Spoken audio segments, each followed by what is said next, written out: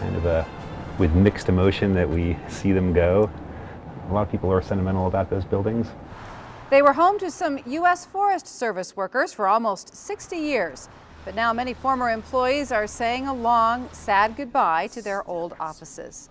Good evening and welcome to the news at 6. The buildings in downtown Boise are now part of a firefighter training exercise. That's right, they're being destroyed to pave the way for a possible Whole Foods store, and they are serving in the meantime as a live classroom, if you will, for first responders. Joni Shriver has the story. Well, that's right, Mark. The lot is near Broadway and Front, and it's home to 7 buildings that have been vacant since 2005. The area had become a hangout for transients, and when Boise police contacted the owner, he decided to demolish them in a way that would offer training for firefighters. Now the people who once worked there have a front row seat to a long goodbye for a piece of Boise history.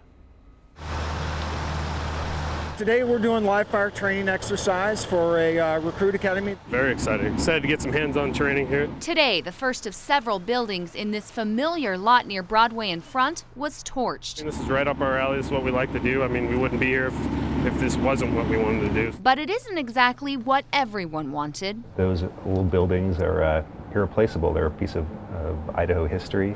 The buildings were home to the U.S. Forest Service Boise research site for 57 years before they moved here to the state-of-the-art facility across the street in 2005. Now they're being burnt to pave the way for the next project, Whole Foods. You know, the first billow of smoke, it looked like, hey, that was my office they're burning. That's exactly what's being burned right now. I hand-painted that office on a weekend one day. I came in and painted it bright orange to be cheerful. Now it's going up in smoke. It's probably time for it to go, but yeah, it's sad to see it go.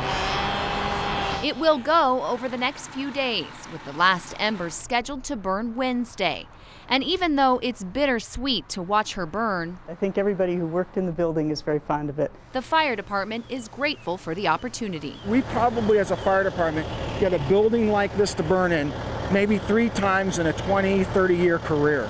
So this is hugely important for us to take advantage of. That the training that they'll be provided here is priceless. 60 or 70 years of serving the public through the Forest Service in one of 3 or 4 different ways, and this is really its last public service. Now the burn will continue through Wednesday. The fire department says the property owner has arranged for the rest of the mess to be cleaned up then. Mark?